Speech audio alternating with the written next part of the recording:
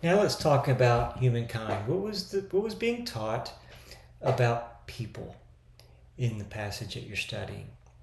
And so when we think about people or humankind, we want to think in three terms or three categories. We want to think about what was being taught in the passage about how people were created. Were they created for? Sometimes the passage will disclose that, sometimes it won't. But also, we want to think through what is this author teaching about people as it relates to how they're broken or fallen. This is going to be key to us, even as it relates eventually to our own application of the passage. And so, what was being taught about how people were fallen? And then, what was being taught about how they were redeemed? What did God do? Is there anything in the passage as it relates to how God showed up to do something? What did God do? How did God provide? How did God redeem in our brokenness? So again, we're going to look at three examples here. We're going to go back to our Genesis 21 passage about Ishmael and Hagar.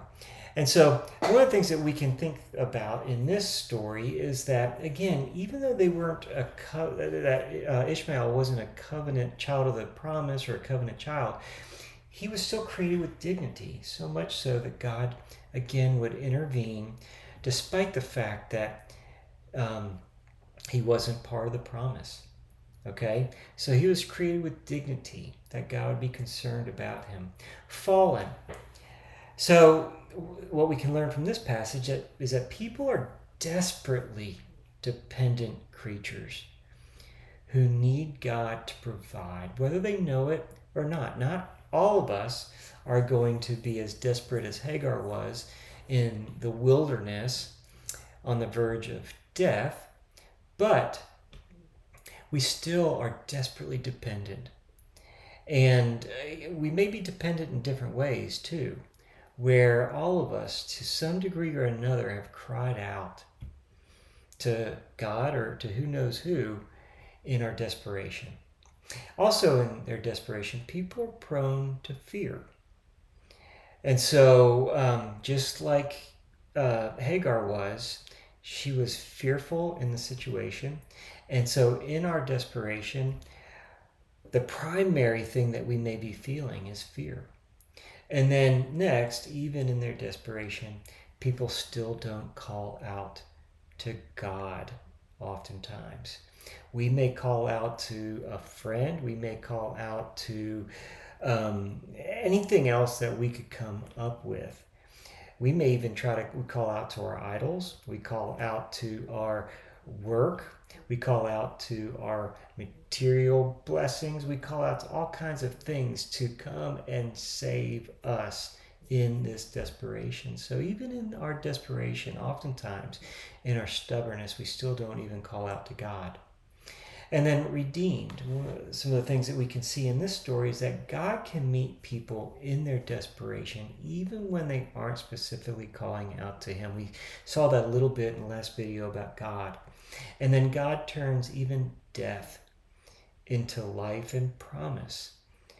And so, we can't say that all the time and in every situation, but God is a God who likes to redeem. And he turns death oftentimes into life. And then like he did with Ishmael, he gave a promise.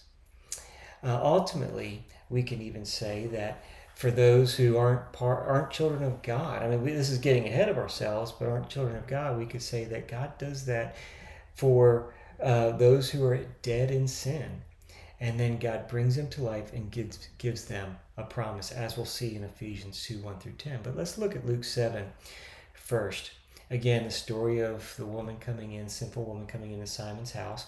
People were created to love and worship God. She was living out what she was created for, and Simon wasn't. People were created for peace. She got that at the end of the story. And people were created to be known and truly loved. Christ knew who she was and where she was coming from, just like he knew Simon's thoughts. But he truly loved her and forgave her. Fallen. What's broken? What is dim? What is most clearly and obviously demonstrated in this passage as it relates to what's broken? Well, Simon is our character for really what's broken. People miss God because of their self-righteousness, just like Simon did. Self-righteous people see little need for forgiveness and therefore have little love for God. That's one of the main thrusts of this story. And then people are great sinners in need of great forgiveness. So that's what this passage teaches about our fallenness, but also what about redeemed? Again, we could see in this woman redemption that God provided. Those who see their great need can be greatly forgiven, like the woman experienced. Forgiven people extravagantly love and worship God like this woman did, and forgiven people experience peace like this woman did. So let's look at Ephesians 2, 1 through 10 as it relates to humankind. And so, again, this passage is so chock full of so many things, and it's hard to just list a few things here, but we were created ultimately, according to verse 10, to walk in good works. Again, sorry for the typo. We were created for good works, or to walk in good works. As it relates to our fallenness, we were dead in trespasses and sins that they, again, the Ephesian believers, walked in.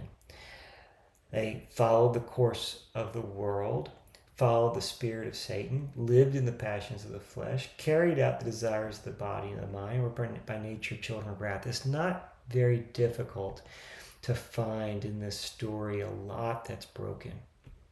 Nor is it very difficult to find in this, not this story, but this passage, what's redeemed. Again, there could have been so many more things here listed, but they were made alive, raised and seated with Christ. They were saved by grace. I could add in that through faith.